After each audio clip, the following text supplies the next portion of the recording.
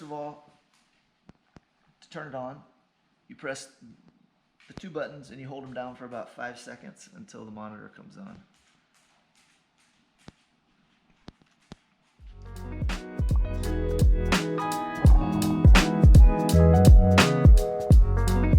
Comes on like that.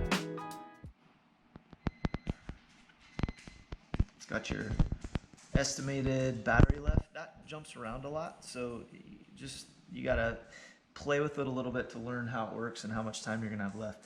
And when you notice it's on 2%, this is like the power output of the battery. And when it's on 2%, that's its default when it turns on. When you squeeze the triggers, nothing happens. So if you want to test fire it outside of the water, put it at least 4%, and then it'll come on.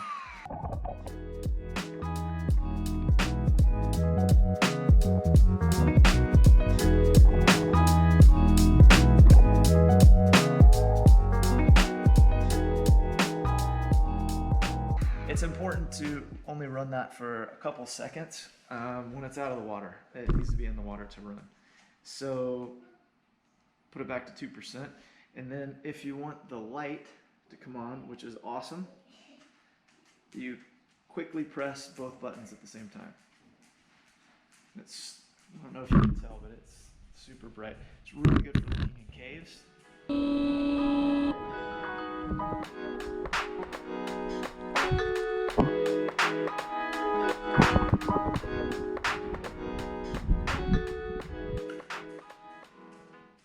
And you press it again to turn it off. And in order to shut the ScubaJet down, you hold both buttons for about 5 seconds and it turns off. Before you go in the water, you will want to make sure that this top cone looks like this. It should not be sitting on top there like this. It should be all the way in. And it should not be hard to turn. It should just go right on, like that. Okay, to remove the battery, you just gently pull the little metal ring when it comes out. And on some there is a rubber gasket, and you'll need to take that on, put it on, and remove it in order to charge. So make sure that you do that right. I think that's going to be more of an issue with the 400, which I don't have, and this one doesn't have that. So to put the battery in, you line up the bottom part with the plug in there, and you gently lower it in, and then I like to move it around until it kind of clicks into place, and just like that. And then you just firm it up like that, and it's ready to go. And then you would screw on the cap. Okay. In the box, you have grease, and you have some extra O-rings. The grease is for putting around the O-ring, and that helps make a watertight seal. And the deeper you're going with it, the more important that becomes. So if you're just free diving like I am, just make sure that it always has a little bit of tackiness to it.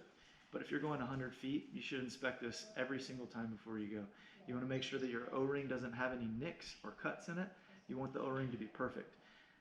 If you do see any kind of cuts or nicks or blemishes in that O-ring, you want to replace it, especially if you're going deep.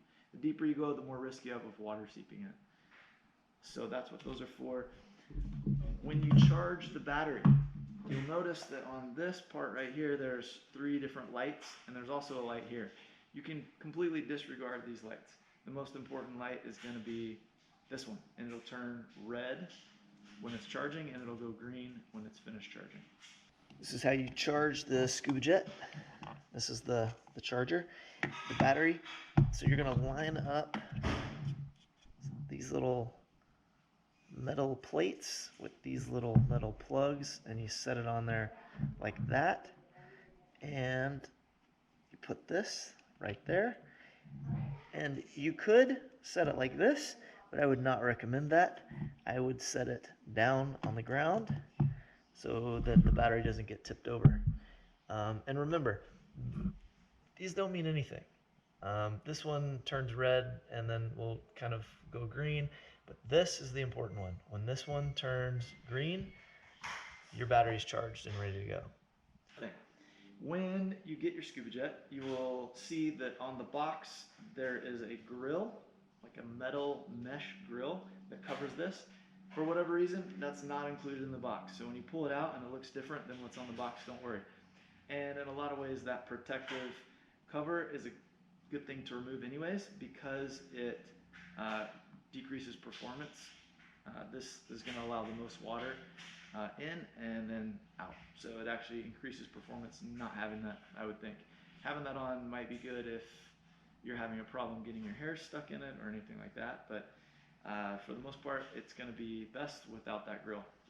But it does look pretty cool. So I don't know why they didn't include it, but it does perform better without it. Always make sure to rinse the ScubaJet.